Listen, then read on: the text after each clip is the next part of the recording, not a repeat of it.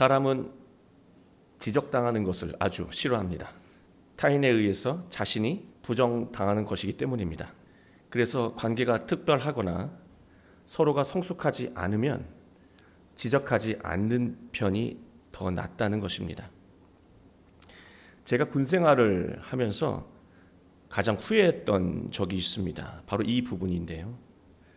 제 딴에는 복무 기간 동안에 후임병들과 참 잘 지냈다고 생각했던 것 같습니다. 그래서 제가 제대가 얼마 남지 않은 시점에 아주 무모한 시도를 했던 적이 있습니다. 저녁에 후임병들을 다 모아놓고요, 분위기를 막 잡는 거예요. 그리고 지금까지 나에게 섭섭했던 것이 있으면 허심탄회하게 다 말하라고, 그리고 다 말하고 풀자고 그렇게 제안을 했습니다. 저는 은근히 저의 미담 퍼레이드가 계속해서 펼쳐지지 않을까라고 하는 기대를 가지고 있었던 것 같아요. 결과는 여러분이 예상하신 것처럼 참혹했습니다. 처음에는 눈치를 보면서 쭈뼛쭈뼛 하다가요, 한 명이 말하기 시작하니까 뭐 이건 본물 터지듯이 그냥 막 말하는 거예요. 그냥 처음에는 그래도 눈치가 있는 후임병들은 저의 미담을 막 얘기했는데, 끝까지 눈치가 없는 것들은 할 말 안 할 말 다 가리지 않고 이렇게 이야기를 하더라고요. 그래서 저는 그렇게 얘기하는데 계속해서 변명하는 거예요. 그때는 왜 그랬고 저랬고 하면서 변명을 이게 늘어 놓았던 그 기억이 있습니다. 완전히 제가 예상했던 것과 다른 상황으로 흘러갔던 것이죠. 지금은 제가 이렇게 웃으면서 이야기할 수 있지만 그때는 한동안 무척 속상해했던 기억이 있습니다. 사람은 자신의 부족함을 인정하는 것이 참 어려운 존재예요. 어떻게든 변명하면서 자신을 긍정하려는 성향을 가지고 있는 것이죠. 여러분, 변명이 무조건 나쁜 것은 아닙니다. 변명이 필요할 때도 있죠. 그러나 변명의 이 부정적인 요인은요, 잘못을 긍정하려는 데 있다는 거예요. 잘못과 부족함을 변명하면서 덮어버리면 부족함은 영원히 채워지지 않고 잘못은 계속해서 반복된다라고 하는 사실입니다. 선생님들은 한결같이 학생들에게 오답 노트를 만들라고 권합니다. 그래야 틀린 것을 반복해서 틀리지 않기 때문이죠. 그래서 정말로 오답 노트를 만들어서 이렇게 공부하게 되면 똑같은 것을 틀리지 않는 그런 성과를 거두게 됩니다. 그런데 우리의 인생은 오답 노트를 적고 또 적어도 왜 같은 문제 앞에서 계속해서 반복해서 틀리는 것일까요? 후회하고 다짐하잖아요. 다시는 이런 실수를 안 해야지. 그게 오답 노트를 다시 쓰는 거거든요. 후회하고 다짐해도요, 똑같은 문제 앞에 놓이게 되면 처음 보는 문제처럼 또 실수하고 또 실패한다라고 하는 거예요. 늘 그 문제 앞에서 낯설다라고 하는 말씀입니다. 우리가 성숙해지고 성장하기 위해서는 잘못이 있음에도 불구하고 자신을 무조건 긍정하려는 그 성질을 버려야 한다는 것이죠. 극복해야 한다는 것입니다. 그렇지 않으면 인생에서 아무 일도 일어나지 않는다는 거예요. 우리 모두 오늘 하나님이 주신 말씀을 통해서 지금까지 되풀이되는 인생의 문제를 해결하고 행복한 인생으로 나아가는 복된 날이 되길 주 예수 그리스도의 이름으로 축원합니다. 에스겔서 18장은 유다 백성들이 하나님을 떠나서 불의를 일삼다가 바벨론에게 멸망하고 포로로 끌려가게 된 그 시점에서 기록된 하나님의 말씀입니다. 하나님은 바벨론에게 멸망하고 포로로 끌려가게 된 그 까닭이 이스라엘 백성의 패악과 불의 때문이라고 에스겔 선지자를 통해서 정확하게 알려주셨습니다. 그러나 이스라엘 백성은 변명하면서 이것을 인정하지 않았습니다. 오늘 우리가 함께 읽은 18장 2절 말씀을 보면 속담을 통해서 하나님을 가르치고 있어요. 아버지가 신포도를 먹었으므로 그의 아들의 이가 시다. 모두 조상 탓이라고 하는 것이죠. 모든 일은 조상들의 유전 때문이라고 하는 거예요. 자신들은 조상들이 하던 대로 살았는데 왜 하나님은 조상 때는 가만히 계시다가 왜 우리 때에 와서 이러한 엄청난 일을 벌이시냐고 오히려 따져 묻고 있는 것입니다. 불의한 마음으로 불의하게 사는 것은 자기 자신들이면서 모든 책임은 조상에게 그리고 하나님에게 돌리고 있었습니다. 이 말을 들으신 하나님이 가만히 계실 수가 없지요. 하나님은 몹시 화가 나셨습니다. 3절 말씀을 보면 주 여호와의 말씀이니라 내가 나의 삶을 두고 맹세하노니 너희가 이스라엘 가운데에서 다시는 이 속담을 쓰지 못하게 되리라. 하나님이 화나신 이유는요, 단순히 변명한 것 때문이 아니었습니다. 자신의 이익을 위해서 불의와 폐악을 저질러 놓고서 모든 것을 조상 때문이다, 또 형편 때문이다, 이런 식으로 굴러가는 사회 때문이라고 변명하는 그런 마음의 태도가 하나님은 싫었던 거예요. 바로 자신들은 아무런 죄가 없다라고 하는 것이죠. 이 모습 어디서 많이 본 것 아닙니까? 바로 우리들의 모습입니다. 하나님이 가르쳐 주신 말씀대로 살아갈 수 없는 정당한 이유를 우리는 늘 가지고 살아갑니다. 부모님 때문이고 자식 때문이고 형편 때문이고 불의하고 각박한 사회 때문입니다. 이유를 들어보면 모두 다 그럴 만해요. 인간적으로 모두 이해가 되는 내용들입니다. 변명은 모두 그럴 만한 것들이에요. 바로 그게 문제라고 하는 거예요. 변명으로 속이는 것은 타인만이 아니라 자기 자신도 속인다는 것입니다. 이게 무슨 말씀이냐? 변명을 짜낼 때는요, 본인도 변명이라고 하는 것을 알아요. 그러나 변명이 시작되면은요, 그때부터 본인도 정말 그렇다고 믿는 거예요. 그게 변명이 가지고 있는 속성이에요. 정말 그렇다라고 하는 거예요. 자기 자신도 속이는 거예요. 자기 자신을 속이며 사는 것은 오답인 것을 알면서 다시 오답을 쓰는 것처럼 어리석은 삶이라고 하는 것입니다. 변명하게 되면 똑같은 일을 다시 벌인다라고 하는 거예요. 변명하며 자신을 속이는 사람은 성숙할 수도 성장할 수도 없다는 것입니다. 4절 말씀을 보면 모든 영혼이 다 내게 속한지라 아버지의 영혼이 내게 속함같이 그의 아들의 영혼도 내게 속하였나니 범죄하는 그 영혼은 죽으리라. 하나님은 사람의 마음 구석구석까지 다 아신다는 말씀이에요. 사람의 영혼은 아버지나 자녀나 그 모든 영혼은 하나님에게 속히 있다라고 하는 거예요. 따라서 하나님은 그 마음을 다 아신다는 거예요. 너희가 변명하면서 핑계를 대면서 사람과 세상을 속일 수 있을지는 모르지만 네 자신도 속일 수 있을지는 모르지만 나는 못 속인다라고 하는 거예요. 정확하게 알고 있다라고 하는 것입니다. 하나님은 범죄하는 영혼으로 살아가는 사람은 죽는다고 말씀하고 있습니다. 여기서 우리가 정확하게 짚고 넘어가야 될 말은요, 하나님이 죽이신다고 말씀하신 적이 없어요. 죽는다는 거예요. 다시 말해서 내버려둬도 변명하며 타인을 속이고 자신을 속이며 살아가게 되면, 그리고 심지어 하나님까지 속이며 살아가게 되면 스스로 죽는다는 거예요. 18절 우리가 읽지는 않았지만 그 말미에 이렇게 되어 있습니다. 그는 그의 죄악으로 죽으리라. 24절 말미를 보면 그가 그 범한 허물과 그 지은 죄로 죽으리라.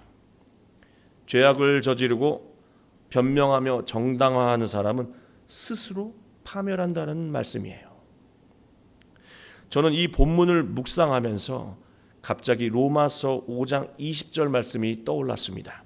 새 번역을 통해서 번역된 말씀을 읽어드리면 죄가 많은 곳에 은혜가 더욱 넘치게 되었습니다. 죄가 많은 곳에 은혜가 더욱 넘치게 되었습니다. 죄 많은 곳에 은혜가 크다라고 하는 거예요. 사람이 큰 죄를 지으면 웬만해서는 자신이 죄가 없다고 말하지 않아요. 죄가 크면 그래도 말을 안 할 뿐이지 속으로는 알아요. 따라서 죄가 크면 어느 순간에 회개하고 새로운 삶을 살 가능성이 있는데, 죄가 작은 경우 변명으로도 충분히 덮을 수 있을 정도로 여겨지는 사소한 죄들, 이 사소한 죄들은요 영원히 고쳐질 수 없겠구나라고 하는 두려움이 들었어요. 큰 죄는 변화될 수가 있는데, 변명으로 충분히 덮을 수 있는 죄는 죽을 때까지 따라가겠구나. 그러면 오늘 에스겔서 이 하나님 말씀대로 한다면 이 작은 죄가 계속해서 되풀이 돼서 결국 침몰하는 배처럼 서서히 가라앉는다라고 하는 것입니다. 제임스 카메론이라는 감독이 이 타이타닉이라는 영화를 만들었잖아요. 자신은 영화를 기획할 때 인간이 서서히 죽어가는 과정 속에서 그 죽음 앞에서 드러내는 수많은 천태만상을 다 보여주고 싶었대요. 그러면 비행기를 통해서 보여줄 수가 없대요. 너무 빨리 추락하기 때문에. 그러나 배는요 서서히 침몰하기 때문에 사람들이 막 변화되는 수많은 심경들 다 보여줄 수 있다는 것이죠. 그래서 타이타닉이라고 하는 그 사건을 소재로 영화를 만들게 되었다고 고백했습니다. 우리 인생이 물이 조금씩 새면서 침몰하는 타이타닉 배처럼 이 정도는 괜찮아라고 늘 덮어왔던 그 사소한 죄를 통해서 스스로 이렇게 가라앉고 있는지도 모른다는 사실입니다. 우리는 모두가 이러한 기질을 가지고 살아가고 있고 이런 모습으로 하나님을 대하며 살아가고 있어요. 하나님은 새로운 인생을 살아갈 수 있도록 기회의 말씀을 우리에게 주고 계십니다. 5절부터 반복해서 말씀하시는 것은요, 조상이 지은 죄의 대가를 자녀 세대가 절대로 이어받지 않는다는 거예요. 조상이 죄를 지었다고 너희가 계속해서 불행하지 않다라고 하는 거예요. 반대로 조상이 아무리 의롭게 살았다고 해도, 신앙심을 가지고 살았다고 해도 아무것도 안 한 자녀들이 그 의로움의 상을 받지 않는다는 거예요. 죄도 되물림 되지 않지만 부모의 의로움도 되물려지지 않는다라고 하는 것입니다. 신앙생활 열심히 하는 우리 성도님들, 이 말씀 우리 경각해야 될 말씀이에요. 나는 지금 하나님의 말씀대로 살기 때문에 그 두려움은 없는데 나의 후손들, 내가 열심히 믿는다고 그 복이 이어지지 않는다는 거예요. 하나님은 오늘 이 에스겔서 말씀을 통해서 자신이 어떻게 살아가느냐에 따라 인생의 열매가 결정된다고 분명히 말씀하고 있습니다. 하나님이 싫어하시는 일을 하면서 살게 되면 스스로 파멸하면서 죽게 되고, 하나님이 말씀하신 대로 선하게 살아가는 사람은 의인이라고 말씀하시면서 이러한 사람은 반드시 살리라 말씀하셨습니다. 여기서 이 반드시 산다라는 말은요, 산다는 이 하야라고 하는 단어가 2번 반복되는 표현인데요, 직역하면 의인은 살고 산다라고 하는 번역이 됩니다. 살고 산다. 하나님의 말씀을 믿고 살아가는 사람은 산다는 것을 강조한 것이죠. 하나님이 왜 하나님의 말씀을 믿고 살아가는 그 의인이 산다는 말을 강조했을까? 당연한 말인데, 강조할 필요가 없는 당연한 말인데 왜 2번씩이나 강조하셨을까? 믿지 않기 때문에 그래요. 하나님의 말씀대로 살아야 복된, 의로운, 거룩한, 능력 있는 충만한 인생을 산다고 말씀하시는데도 믿지 않기 때문에 강조하신 거예요.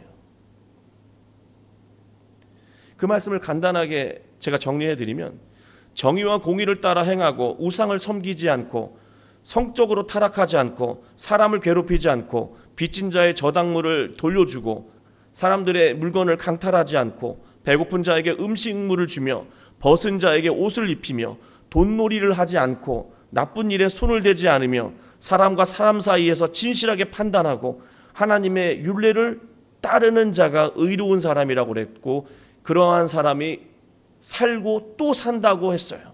어떤 상황 속에서 절망하지 않고 무너지지 않고 충만하게 생명력 가득하게 살아간다라고 말씀하고 있는 거예요. 그런데 우리들은 안 믿는다는 거예요. 하나님이 강조해야 할 만큼 안 믿는다는 거예요. 여러분 생각해 보세요.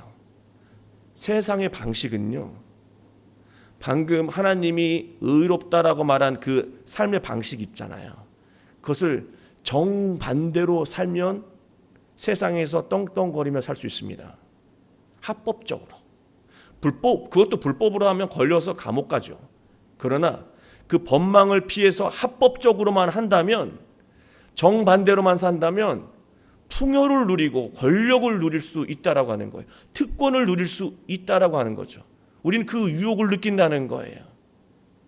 그게 더 빠르다라고 하는 생각을 갖고 산다는 것이죠. 그러나 이렇게 살면 서서히 죽어간다는 거예요. 중국의 사상가 이 노자가 쓴 도덕경을 보면은요, 천망회회 소위불루라고 하는 말이 있습니다. 하늘의 그물이 성그러 보이지만 무엇 하나 빠져나가지 않는다는 말이에요. 이게 무슨 말이냐면, 하늘의 이 다스림을 보면 그물이 이 엉성해가지고 선하게 살려고 하는 사람들은 다 걸리고 악하게 살아가는 사람은 다 빠져나가는 것처럼 보인다는 것이죠. 그러나 자세히 보면 어떤 것도 빠져나가지 못한다라고 노자가 말하고 있어요. 저는 이 구절을 보면서 이런 생각을 했어요. 하나님을 전혀 모르는 사람이에요. 다만 현자죠.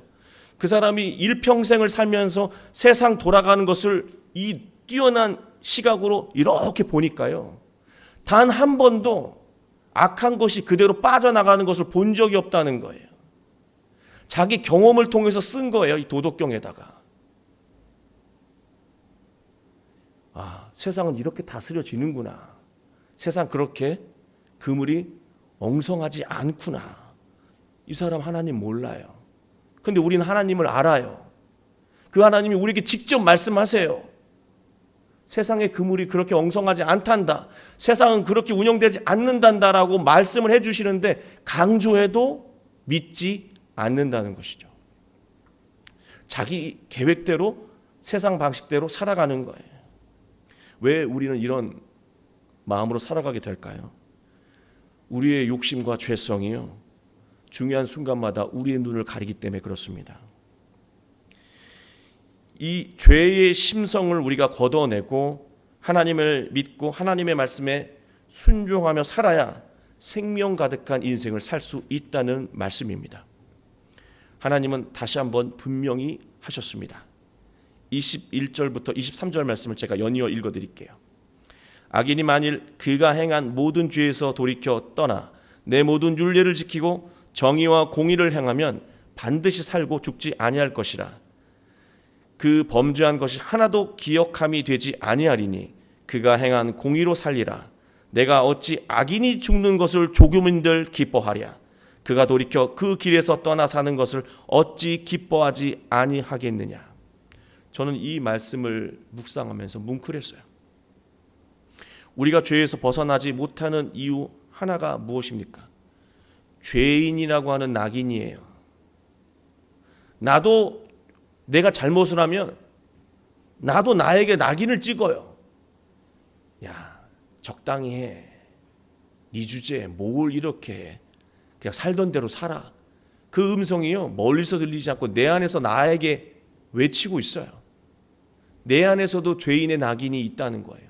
반대로 내가 잘못하면 주변에서도 나한테 뭐라 그러냐면, 야, 너 하던 대로 해. 사람 바뀌면 죽어. 사실 전에 살던 모습이 죽고 새롭게 살아야 우리가 구원받는 건데요.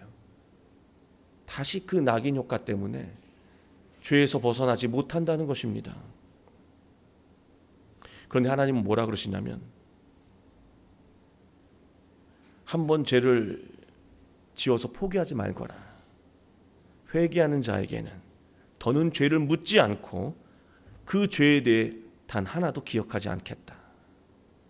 어제 어떤 죽일 죄를 졌어도 오늘 회개하고 새로운 삶을 살아가면 더는 묻지 않겠다라고 하는 거예요. 눈을 보니까 제 죄를 기억하시는 것 같은데요. 기억도 안 하시겠다는 거예요. 이 말씀이 지금까지 죄로 얼룩져 살아가는 우리에게 새로운 삶을 살아가게 하는 새 힘을 준다라고 하는 것입니다. 어저께까지 다 필요 없고 바로 오늘부터 다시 스타트. 오늘 의롭게 살아가면 나의 능력과 지혜와 축복이 임한다라고 하는 말씀입니다. 하나님의 용서의 원리는 회개하면 더는 죄를 기억하지 않는 거예요. 우리가 그러한 마음으로도 또 살아가야 되고 또 그러한 하나님의 마음을 기억하며 죄에서 벗어나야 하는 것이죠. 하나님은 반대의 말씀도 하셨어요.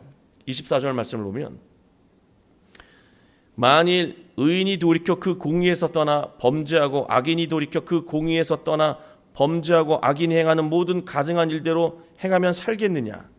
그가 행한 공의로운 일은 하나도 기억함이 되지 아니하리니 그가 그 범한 허물과 그 지은 죄로 죽으리라. 여태까지 의롭게 살았어요. 어제까지 정말로 의롭게 살았어요. 그런데 그 공의에서 떠나 그 의로움에서 떠나 오늘 불법을 저지르고 불의의 삶을 살기 시작한다면 똑같이 어제까지 했던 그 의로움 다 기억하지 않겠다. 나는 오늘 불의한 것을 가지고 너를 대하겠다라고 하는 거예요. 자, 이 말씀을 들으면 여러분 마음이 어떠세요? 불공평하시죠? 나 30년 신앙생활 열심히 했는데 오늘 조금 게으르게 했는데 코로나라고 조금 엉성하게 했는데 지금 이것만 물으신다고요? 불공평하시죠? 지금 유대인들이 불공평하다고 말하고 있어요. 하나님 공의롭지 않다고, 불공평하시다고, 그런 법이 어디 있냐고 말하고 있습니다. 죄인을 용서해 주는 것도 억울해요. 우리는 이렇게 힘들게 살았는데 어제까지 나쁜 짓 하다 오늘 의롭게 살았다고 복되게 해주시고, 난 어제까지 최선을 다했는데 오늘 조금 이렇게 좀 엉성했다고 하나님께서 불의하게 대하신다면 너무 불공평한 거 아니냐는 것이죠. 여러분, 그 불공평하다라고 하는 생각 어떠십니까? 저는 충분히 공감돼요. 저는 공감이 돼요. 억울할 것 같아요. 근데 이게 잘못된 마음이거든요. 이 말씀을 묵상하는데 걸리더라고요. 이거 분명 억울한 건데. 근데 그 말씀 신약에도 나오지 않습니까? 포도원 일꾼의 비유. 아침부터 일한 사람과 밤늦게 온 사람의 봉급이 똑같아요. 또 오늘 이 말씀 억울할 수 있어요. 그런데 여러분, 관점을 바꾸면 억울하지 않다는 거예요. 내가 의인의 관점으로 이 본문 오늘 성경 말씀을 쭉 읽어가면 있잖아요. 이건 불공평한 거거든요. 하나님 불공평하신 거예요. 그런데 내가 죄인이라고 하는 관점으로 이 말씀을 보면 눈물 나도록 감사한 일이에요. 정말로 죄로 얼룩진 내가 오늘부터라도 내가 결심하고 살아간다면, 복을 주신다면 너무 감사한 거예요. 더 이상 기억하지 않으시겠다는 거에 초점이 맞춰지면 이건 너무 고마운 거죠. 우리는 하나님 앞에서 그 어떤 의로운 행동을 해도 죄인이에요. 그 마음을 가지고 오늘 말씀을 보고 성경 말씀을 보면 우리는 늘 새로운 삶을 살아갈 수 있다라고 하는 것입니다. 나를 변명하지 않고 나의 잘못을 다시 고치고 나의 결핍을 채우고 하나님의 능력으로 모든 것을 채워서 새로운 시작과 삶을 펼쳐갈 수 있다라고 하는 것입니다. 하나님은 오늘의 중요함을 말씀하고 계신 거예요. 오늘이다 얘들아. 사람들은 늘 왕년에 과거 필요 없다는 거예요. 오늘이다. 하나님, 앞으로 일주일 후에, 내년에, 다음 달부터 다 필요 없다는 거예요. 바로 오늘부터라고 하는 거예요. 오늘부터 해야 된다라고 하는 거예요. 나는 그 오늘을 사랑하는 자들을 축복하고 함께한다라고 하는 거예요. 나의 능력은 오늘을 중요하게 여기는 자와 함께 한다라고 하는 것을 하나님이 말씀하고 계신 거예요. 하나님은 오늘 이 순간에 어떤 마음으로 살아가느냐에 모든 것을 집중하신다고 말씀하고 계신 것입니다.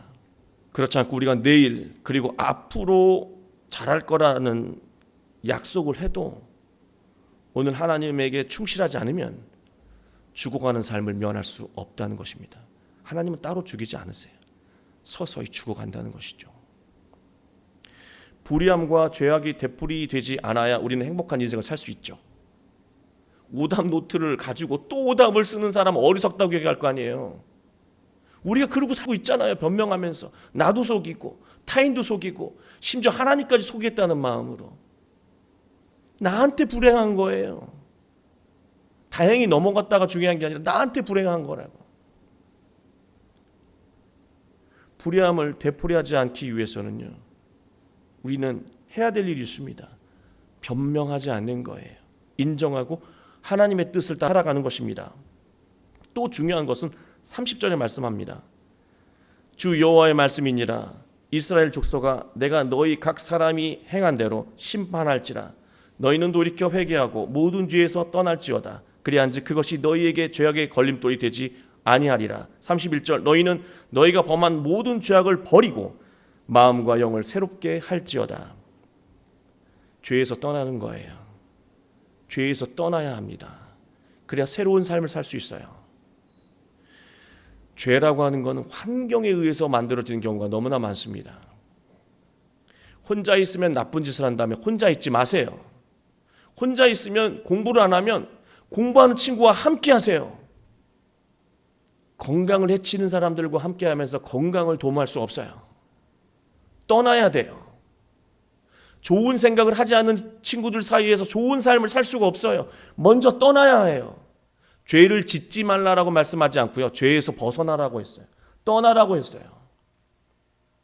마음의 자리에서 떠나야 되고, 죄가 스물스물 올라올 수 있는 환경을 알고 있잖아요. 그 상황을 아예 차단하고 벗어나야 한다는 것입니다.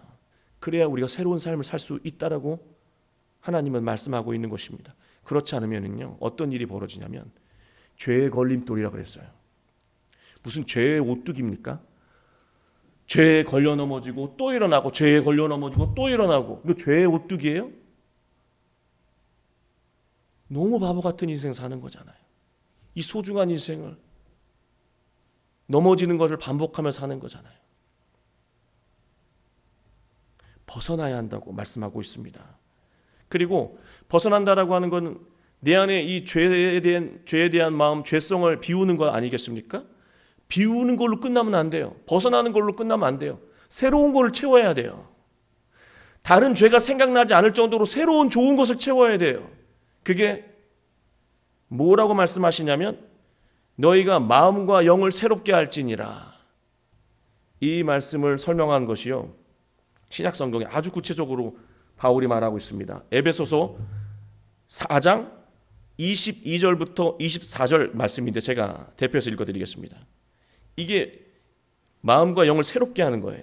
너희는 유혹의 욕심을 따라 썩어져가는 구습을 따르는 옛사람을 벗어버리고 오직 너희의 심령이 새롭게 되어 하나님을 따라 의와 진리의 거룩함으로 지으심을 받은 새 사람을 입으라. 새 사람이 누구입니까? 예수님이에요. 예수님을 채우지 않으면요, 아무리 떠나 있어도 다시 돌아갈까 하는 생각이 채워진다는 거예요. 다시 또 죄의 오뚜기, 걸림돌에 또 넘어지게 되는 거예요. 여러분, 우리가 인생 속에서 똑같은 잘못, 똑같은 죄를 되풀이하지 않고 이 소중한 인생을 통해서 감동적으로 살 수 있는 비결은 단 하나뿐이에요. 오늘 말씀이 가르쳐 주신 대로 변명하지 않는 거예요. 변명하지 않는 것은요, 인정하는 것이죠. 인정하는 것은요, 벗어나겠다라고 하는 거예요. 벗어나겠다라고 하는 것은요, 새로운 것, 거룩한 것, 복된 것, 예수 그리스도로 채우겠다는 거예요. 다 다른 것 같지만 다 똑같은 말이에요. 그렇게 되면 우린 정말로 오답 노트를 가지고 더 이상 오답을 쓰지 않는 정답 인생을 사는 복된 학생처럼 우린 인생 속에서 계속해서 새로운 능력 가득한 실패와 눈물이 더 이상 되풀이되지 않는 그런 아름다운 인생을 살 수 있게 될 것입니다. 여러분, 하나님은요, 어제까지 의롭든 불의하든 중요한 게 아니에요. 바로 오늘이에요. 지금 이 순간을 보신다는 것입니다. 하나님 오늘에 집중하는 사람에게 함께 하시고 능력을 주신다는 사실입니다. 우리는 늘 오늘을 살아가잖아요. 오늘에 집중하시기 바랍니다. 내일도 필요 없어요. 어제도 필요 없어요. 오늘이에요. 오늘 하나님의 말씀을 순종하며 한 주간 실패가 없는 승리로 가득한 복된 인생 살아가시길 주 예수 그리스도의 이름으로 축원합니다.